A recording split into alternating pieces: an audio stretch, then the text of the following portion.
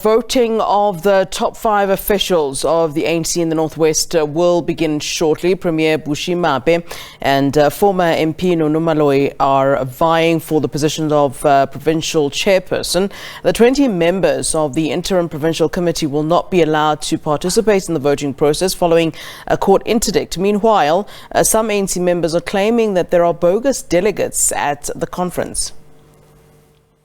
Firstly, we want to express our utter disappointment to the team of Little House that has been sent here. It remains our vehement conviction that they are subjective. Yesterday, there was a rush when it comes to adoption of credentials, wherein Comrade Malusi solemnly adopted credentials on his own against the will of the majority that were debating credentials. Now, we discovered 40 texts, which now gives an explanation as to why the NEC made those rush with regards to adoption of credentials. So from where we are seated, we are questioning the credibility of the process. When we learned yesterday with jubilation that the IPC is not going to run process, we are comforted that the process will be fair. But now we realize that there's subjectiveness from the level of the NEC members that are deployed to run this process. So as a matter of the way forward, as the ANC Youth League was saying, this conference is not going to continue because its credibility is under question. Now, how did you manage to discover this accreditation? Is it only this accreditations or there are some others? Our members of the Youth League, because they are on the ground, they've learned that there's some printing of text that is continuing. When they got there, those comrades, they ran away. So they managed to repossess this text. And then we realized that, for instance, I've got the name of Kotzoleshum. The Kotzoleshum is here in the conference. So there's been double production of text to try to mitigate numbers. Because like I indicated to you, the subjectiveness of some NEC members, they realize that the lobby groups that they are pushing for is not going to conquer. Now they want to be malicious, to become pickpocketers and make sure that they produce more text for them to be able to push for a certain agenda that they are pushing.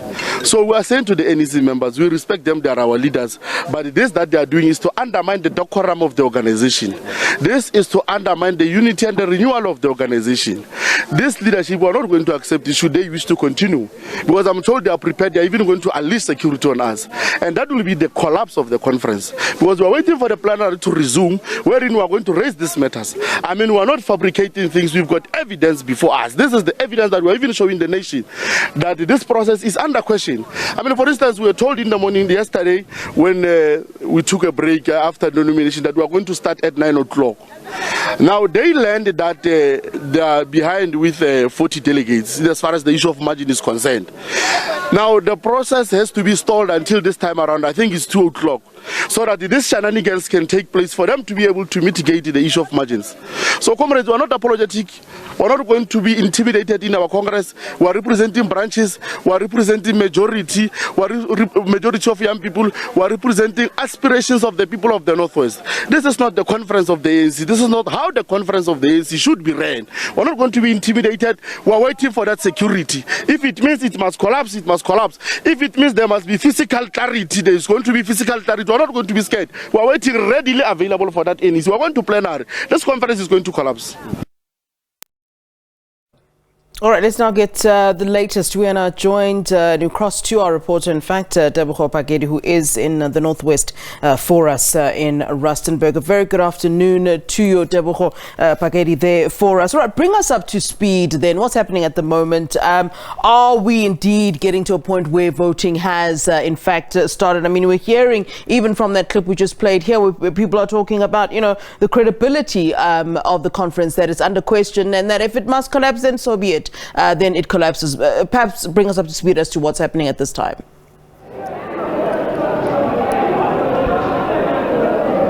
Good afternoon, Flo, and of course to the viewers. I can just confirm that the voting has not started.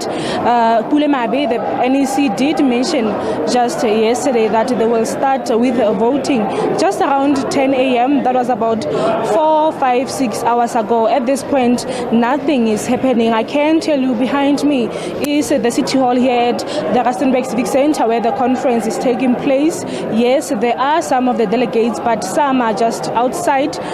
NEC has not said anything. We do not know what's going on at this point.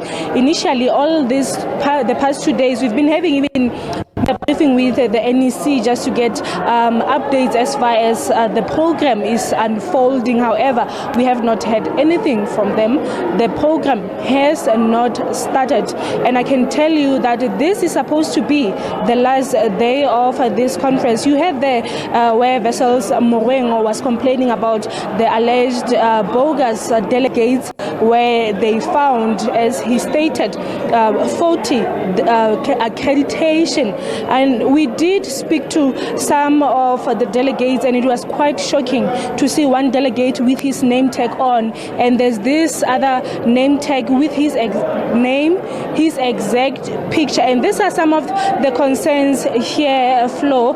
But at this point, the conference has not started. The delegates are still outside. We are expecting, initially the NEC said President of the ANC, Cyril Ramaphosa, will close this conference, but when, we do not know, as it has not started as yet. Yeah, I mean, are we at this point looking at, a situation where we might see the collapse of the conference altogether? I mean, has there been any further talk of that? I mean, we heard from our previous clip that this is certainly something that's on the minds of some of those that were supposed to have been delegates, but is that the general thought around the fact that this may ultimately happen, that this conference does indeed then collapse? Flo, I can just tell you that this conference has not only been met with postponements. You would remember that it has been postponed 3 times already, but in addition to that, there has been different court interdicts. I can tell you that initially we reported that the IPC and the IRC, that is the Interim Provincial Committee, and of course Interim Regional Committees, are not going to participate as voting delegates. That's just some of the shifts as far as this conference is when we talk about this conference. But let me tell you there again that now these allegations are surfacing from, as stated there by the ANC Youth League chairperson Vessels Morengo, showing really another angle of concerns where, as far as this conference is concerned, they are saying that they want to talk to the NEC regarding those allegations of bogus delegates. They are saying that they will wait for the conference to resume today before they can even engage on such matters, saying that they do not want this conference to proceed. You heard how he was quite, mentioning there that they're not even happy about credentials, alleging that they were forced on them yesterday as the NEC and of course different delegates here were adopting those credentials. And we know and understand that they were supposed to be voting. They are supposed to ensure that some of the additional members are also nominated and voted for, but at this point that's not the case. The Youth League is not happy. They are saying this is not democracy, and they will ensure that they address this with the NEC. So whether this conference will go on, we do not know at this point, Flo. We will just see how the day unfolds. I can tell you that just yesterday we came here just around 8 a.m. and I can tell you that we left just about 7 a.m. and this might be the same picture today. We might see the conference. We might see the conference going on, and really the voting has not started at this point. I just want to go through the names. I just want to go through the names of the nominees as far as voting is concerned. I can tell you that in terms of the chairperson position, it is only 2 candidates there.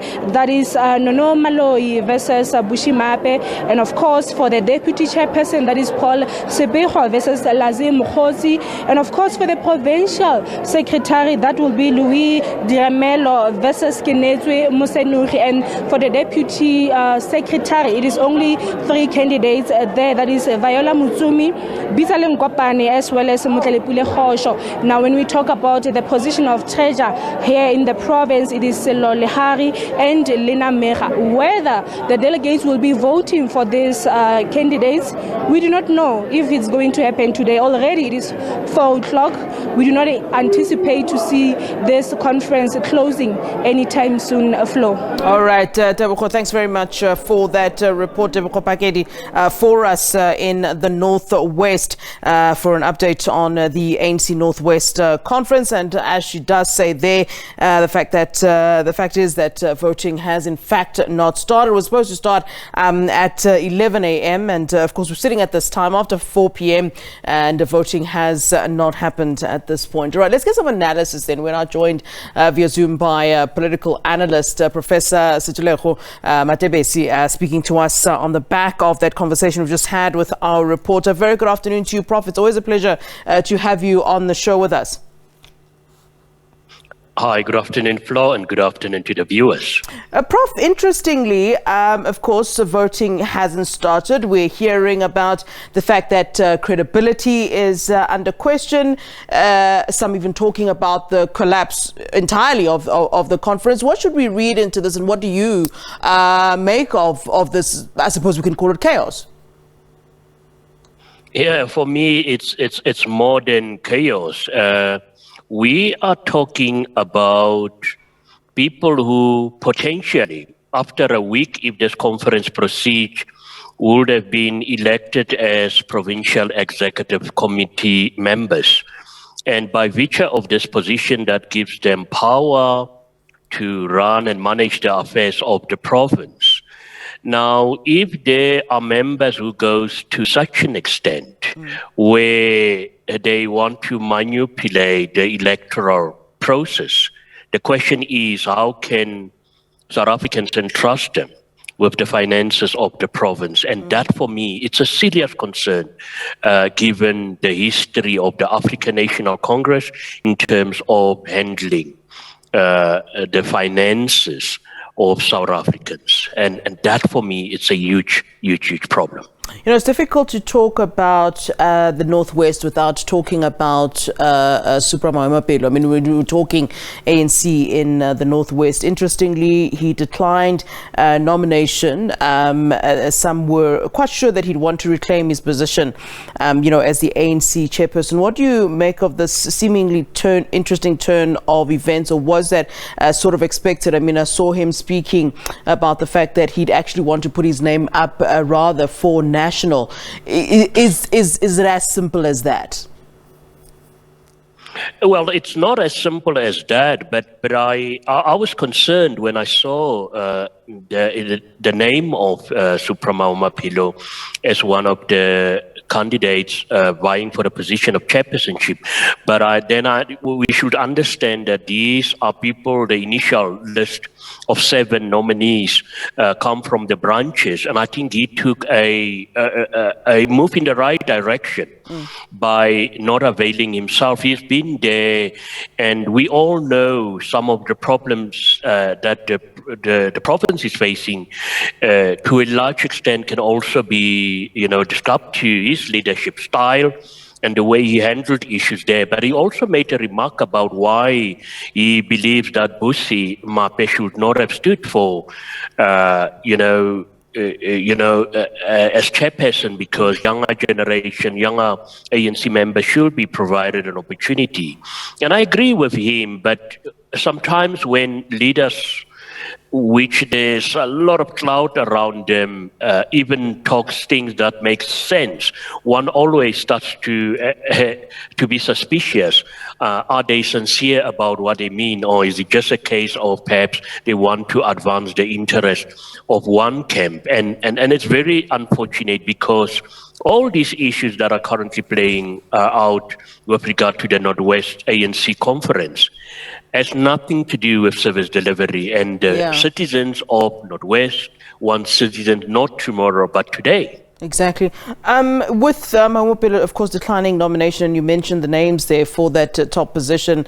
He then has then made way for Maloyi as well as Bushi Mape, who's seen as one of his political adversaries or rivals. Your views really on these particular 2 candidates, and I think it would be interesting to speak on them, talking on the back of what you just said, that the Northwest doesn't really care about these particular issues. They care about service delivery, which is what they've been asking for the longest time. So perhaps as we speak to those 2 candidates, maybe we should talk about who's likely to deliver that. Yeah, it's very difficult. Look, the challenger, because you have Busi Mape as the current the premier of the province, so he already has been there. And unfortunately for him, I don't think he had enough time to perhaps steer the province along the line that he wants in terms of economic development, in terms of service delivery, and also stabilizing the provincial administration in the Northwest. But he is a veteran of the African National Congress, and many will also ask questions about when do they hand over the baton or to the younger generations. With regard to Nono, she has been around as MEC member, but it's very difficult to judge somebody who has not yet occupied a position. But what they've been playing out, and many South Africans